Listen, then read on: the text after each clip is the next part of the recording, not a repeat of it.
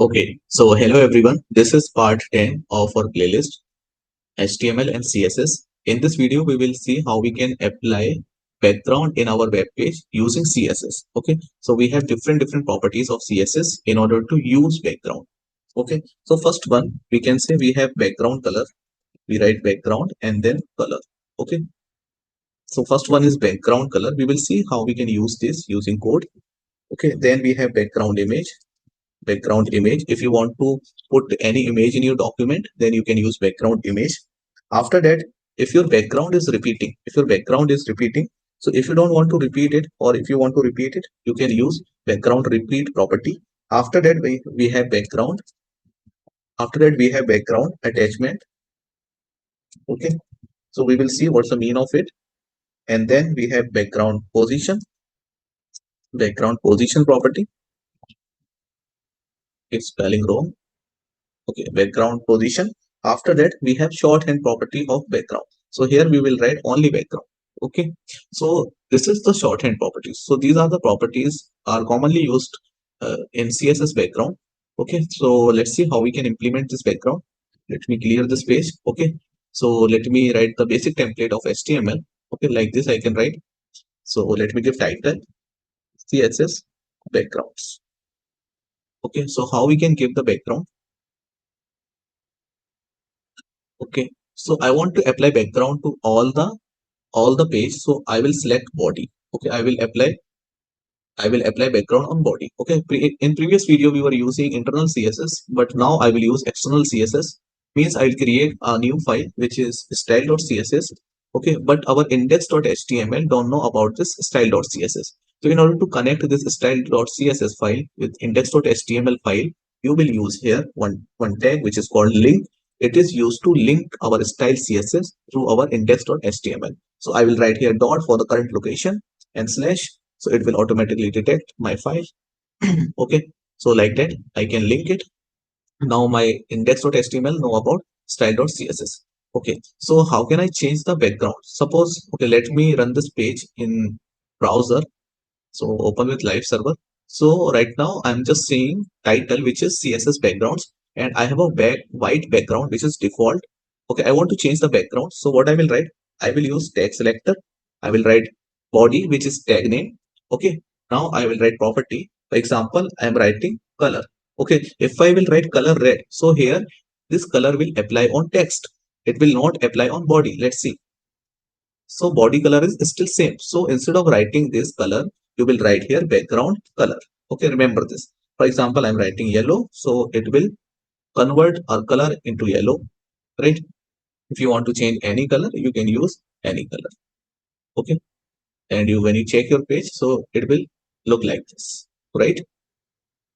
So this is the one way to apply like background. Also, you can apply background to your elements. For example, I'm writing h1, a background for h1.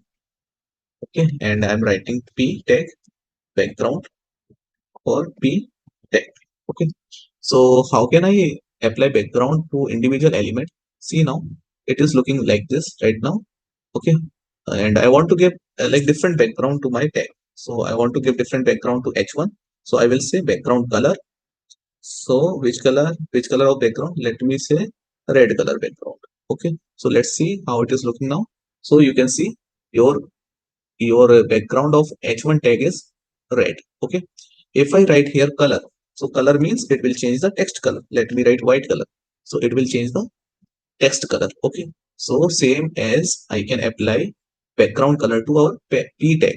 Okay, so here I will write p, right, and I will write background property. This background color is the property, and I will write value here. Value is like I'm writing here violet. Okay, so this is the value. So see how it is looking. It is looking like this. I want to change the color of the text as well. Let me say orange. Okay, it is not looking good. Let me write another color name which is white. Okay, so it is looking good. So like that you can apply background. Suppose I want to apply image in the background. So how you can apply image in the background? So in this case you will not write background color. Okay, so you will not write background color. You will write background background image. Okay, and here you can mention URL, and inside the URL you will write single quote. Okay, inside the single quote you will mention image location. So I'm not downloading any image. I'll go to the uh, browser and I will open tab and I will write here images. Okay, so I will write here images. Right, so I'm taking one image. Okay, let me take this image. Let me copy image address. Make sure you are copying image address, right? So i can paste this image address. Now go to the browser and refresh, and you will see your background image. So are you getting background image? Right, now what I will do, if you don't want to repeat, so you will write here background repeat. Okay, background repeat, and you can say no repeat. Okay, so your background is not repeating. Okay, and I can say background size cover. Okay, I can say background size is cover, so it is coming like this. And I can also mention background position. Background position is, I want to keep it in center, so I'm writing here background position is center. So somehow this image is coming like this, right? Suppose if you want to give some opacity, so you can write opacity, and you can give between 0 to 1 range. This is the range of opacity. Either you can give 0, the lowest value is 0, the highest value is 1. So I will give between this, like 0.3 opacity. So it is coming something like this. Okay, so I'm giving on body, that's why it is blurring all the things. Okay, suppose I want to give to the h1 only, so you can see the difference. Okay, so h1 tag is pillar, okay, and rest of the tag is not pillar. Okay, so this is how you can use opacity as well. Okay, so and these are the background properties you can use. And what are the remaining properties? So we have used background color, we have used background image, we have used background repeat, position, and one more is background size also we can use, and background, which is shorthand property, we can also use. So now let's see how we can use background attachment. Okay, so what's the use of background attachment property? So let me write background attachment.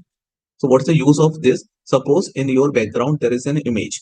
So you want to keep that image like scrollable, or you want to keep it fixed.